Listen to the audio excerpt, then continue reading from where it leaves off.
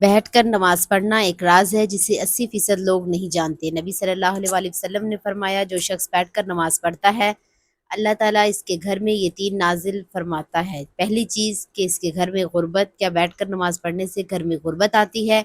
جو نبی کریم صلی اللہ علیہ وسلم نے فرمایا، جو بوڑھے حضرات یا نوجوان بیٹھ کر نماز پڑھتے ہیں ان کے گھر اللہ تعالیٰ یہ 3 چیزیں نازل فرماتا ہے۔ پیارے دوستو، نماز دین کا، اسلام کا ایک سب سے اہم رکن ہے جو بندے کو براہ راست اللہ تعالیٰ سے جوڑتی ہے، لیکن بعض اوقات انسان بیماری، کمزوری یا کسی عذر کی وجہ سے کھڑے ہو کر نماز ادا کرنے سے قاصر ہوتا ہے۔ ایسے میں سوال ہوتا ہے کہ بیٹھ کر نماز پڑھنے کا کیا حکم ہے؟ کیا یہ جائز ہے؟ کیا اس سے نماز کی فضیلت میں کمی آتی ہے؟ کیا بیٹھ کر نماز پڑھنے سے وہی ثواب ملے گا جو کھڑے ہو کر پڑھنے میں ہے؟ جو کچھ لوگ یہ سمجھتے ہیں کہ بیٹھ کر نماز پڑھنا صرف بیماروں کے لیے ہے، جبکہ کچھ لوگ بغیر کسی شدید عذر کے بھی نماز بیٹھ کر ادا کرتے ہیں۔ ایسے میں یہ جائز ہے؟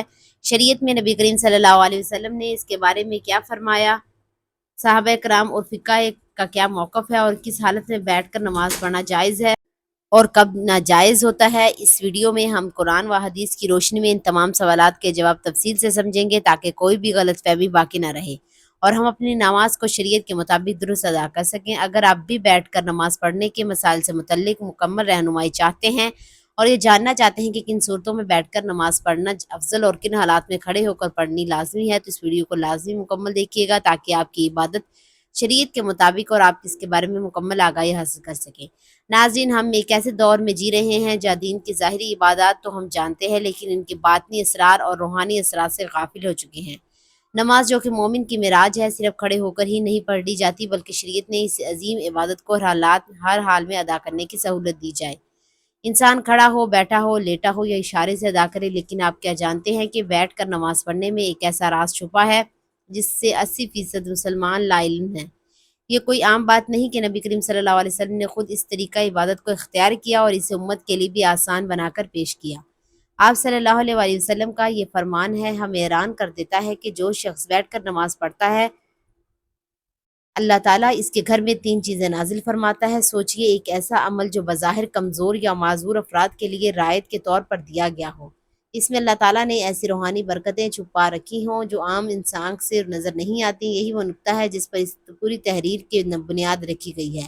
آج ہم صرف نماز کے ظاہری پہلو پر بات کرتے ہیں، کتنی رکعت، کون سا وقت، کون سی دعا، لیکن نماز کا جو روحانی پہلو ہے، جو دل کو نرم کرتا ہے، آنکھوں کو نم کرتا ہے اور جب رب سے تعلق کو مضبوط کرتا ہے، اس پر بات کرنا جیسے ہماری عادت سے نکل چکا ہے۔ بیٹھ کر نماز پڑھنا اس روحانیت کی ایک چھپی ہوئی کنجی ہے۔ آج کے اس دور میں جہاں جسمانی کمزوری، بڑھاپا، بیماری یا دنیاوی مصروفیات کی وجہ سے بہت سے لوگ قیام کے ساتھ نماز ادا نہیں کر پاتے، ان کی شریعت کی طرف سے یہ سہولت ایک رحمت ہے، مگر بہت کم لوگ جانتے ہیں کہ یہ سہولت چلو کوئی بات نہیں، بیٹھ کر پڑھ لو کے زمرے میں نہیں آتی، بلکہ اس کے پیچھے ایک خاص ربانی راز پوشیدہ ہے۔ اگر آپ لوگوں میں شامل ہیں جو کسی وجہ سے قیام نہیں کر سکتے، یا اگر آپ کے عزیزوں میں کوئی ایسا ہے تو یہ ویڈیو آپ کے دل کو سکون دے گی، اور اگر آپ صحت مند ہیں اور قیام کے قابل بھی، تب بھی آپ کو یہ جان کر حیرت ہوگی کہ بیٹھ کر نماز پڑھنے والوں کے لیے اللہ تعالیٰ کی رحمت کس طرح خصوصی انداز میں ظاہر ہوتی ہے۔ ناظرین، آج ہماری ویڈیو بہت ہی معلومات کا خزانہ نہیں بلکہ دلوں کو جھنجھوڑنے، آنکھوں کو نم کرنے اور دلوں میں محبت الہی جگانے والا ایک تحفہ ہے۔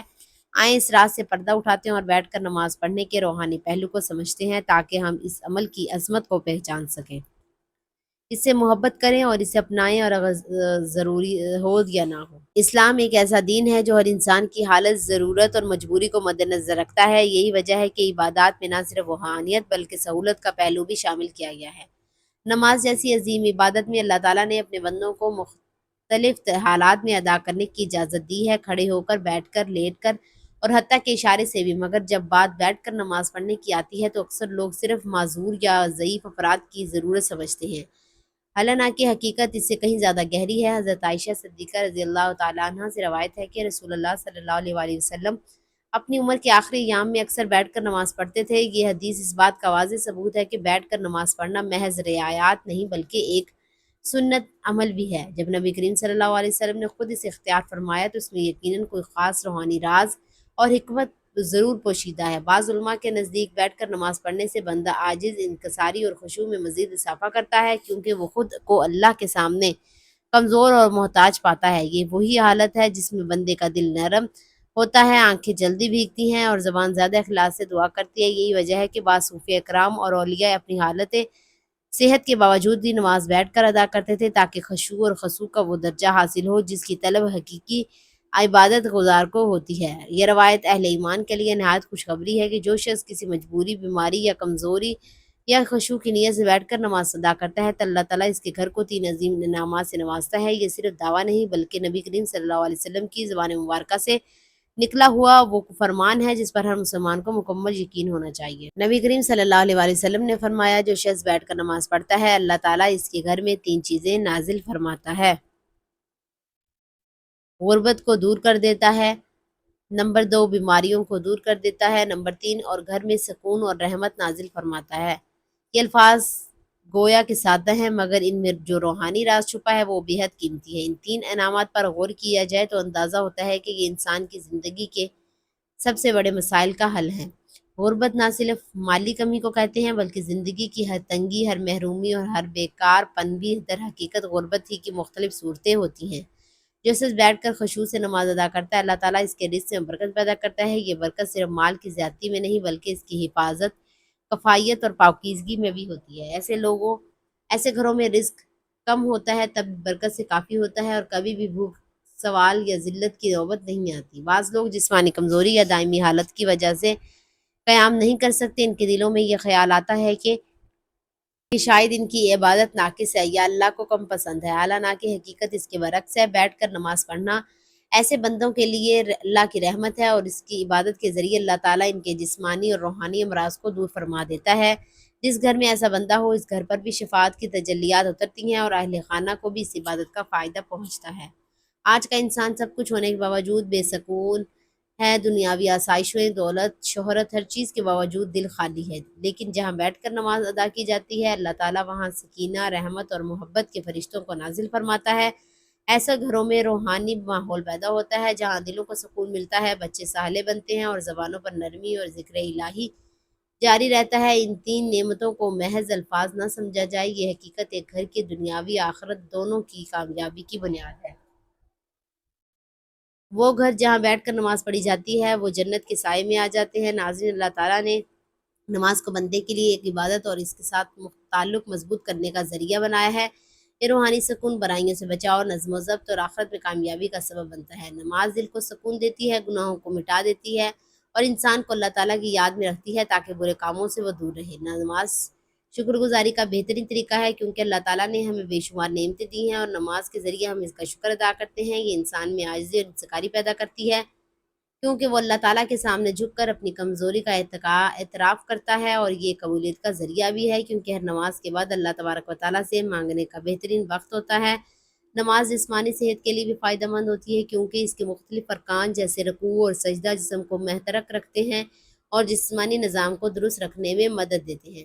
نماز اللہ سبحانہ و تعالیٰ کے ذریعے قرب کا ذریعہ ہے کیونکہ جب بندہ سجدے میں جاتا ہے تو اپنے رب کے سب سے قریب ہوتا ہے۔ یہ دنیاوی اور غموں سے نجات دلاتی ہے کیونکہ جب بندہ اللہ تعالیٰ کے سامنے کھڑا ہو کر اس سے بات کرتا ہے اور اس کے دل میں سکون اور اطمینان ملتا ہے۔ یہ صبر اور استقامت سکھاتی ہے کیونکہ نماز کے ذریعے بندہ ہر حال میں اللہ تعالیٰ پر بھروسہ رکھنا سیکھتا ہے۔ یہ وقت کی پابندی اور نظم و ضبط کی عادت ڈالتا ہے کیونکہ دن میں 5 وقت محض مخصوص اوقات پر نماز پڑھنے سے انسان میں نظم و ضبط پیدا ہوتا ہے۔ نماز اللہ کی رحمتوں اور برکتوں کو کھینچ لاتی ہے کیونکہ جو شخص نماز پڑھتا ہے اس پر اللہ تعالیٰ کی خاص رحمت اور حفاظت ہوتی ہے۔ یہ شیطان سے حفاظت کا ذریعہ ہے کیونکہ جو بندہ نماز کا عادی ہوتا ہے شیطان اس سے دور رہتا ہے۔ یہ قبر اور آخرت کی روشنی ہے کیونکہ حدیث پاک میں آتا ہے نماز قیامت کے دن مومن کے لیے نور ہوگی، یہ گناہوں کی معافی اور اس کے مٹنے کا سبب بنتی ہے کیونکہ نبی صلی اللہ علیہ وسلم نے فرمایا نماز گناہوں کو ایسے دھوتی ہے جیسے پانی میل کچیل کو دھو دیتا ہے۔ یہ مال و دولت کی ذریعے برکت کا ذریعہ ہے کیونکہ جو لوگ نماز کی پابندی کرتے ہیں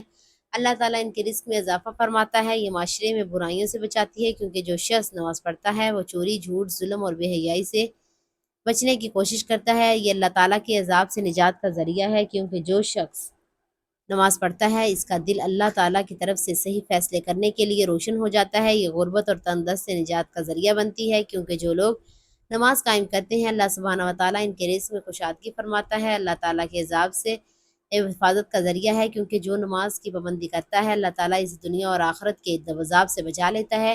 یہ قبر کی وحشت اور اندھیروں سے نجات کا سبب بنتی ہے، کیونکہ حدیث پاک میں آتا ہے نماز قبر میں روشن بن کر آتی ہے۔ یہ دل کی سختی کو ختم کر کے انسان کو نرم و مزاج اور دوسروں کے ساتھ حسن سلوک کرنے والا بناتی ہے۔ تمام انبیاء علیہ السلام کی سنت اور تعلیمات کا خلاصہ ہے کہ نبی کریم صلی اللہ علیہ وسلم نے اپنی امت کو نماز کی تاکید کی یہ اللہ تعالیٰ کے ساتھ محبت کو بڑھاتی ہے، کیونکہ جو شخص نماز میں اللہ تعالیٰ سے راز و نیاز کرتا ہے، اس کا دل اللہ تعالیٰ کی محبت سے بھر جاتا ہے۔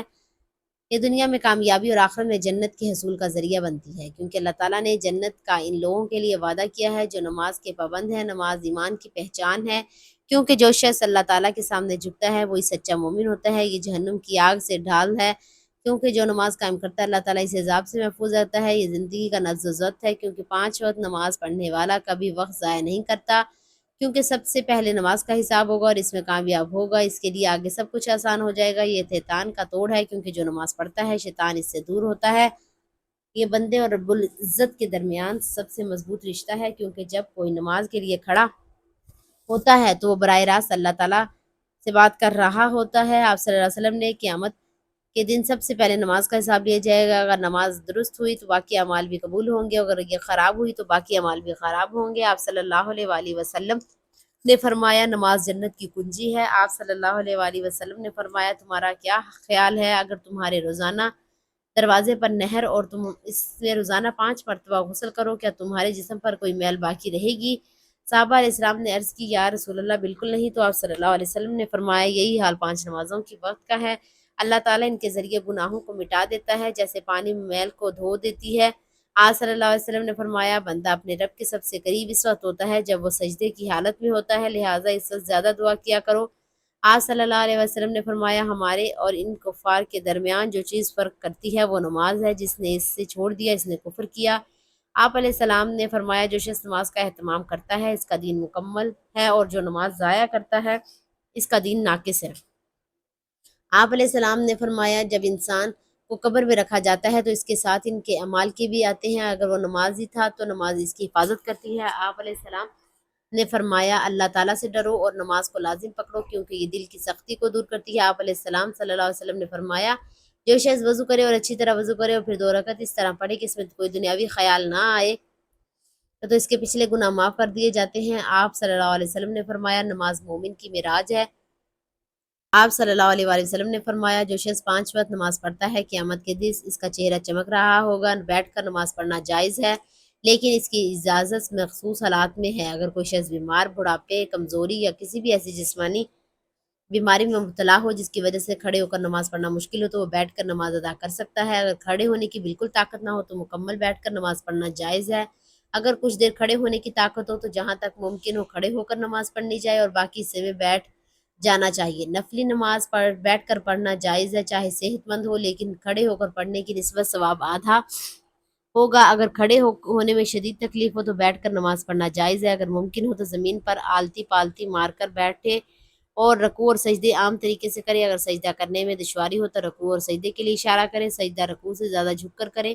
اگر زمین پر بیٹھنا مشکل ہو تو کرسی پر بھی نماز ادا کی جا سکتی ہے، مگر سجدہ کرنے کے لیے سر کو نیچے جھکایا جائے۔ اللہ تعالیٰ کا فرمان ہے ترجمہ بس اللہ سے ڈرو جتنا تم سے ہو سکے۔ رسول صلی اللہ علیہ وسلم نے فرمایا نماز کھڑے ہو کر پڑھو، اگر طاقت نہ ہو تو بیٹھ کر، اگر یہ بھی ممکن نہ ہو تو پہنوں کی بل لیٹ کر نماز پڑھو۔ بیٹھ کر نماز پڑھنا شرعی طور پر ہے، مگر صرف اس وقت جب واقعی معقول عذر ہو۔ بغیر کسی وجہ کے فرض نماز بیٹھ کر پڑھنا درست نہیں، لیکن نفل نماز بیٹھ سکتے ہیں چاہے صحت مند ہو۔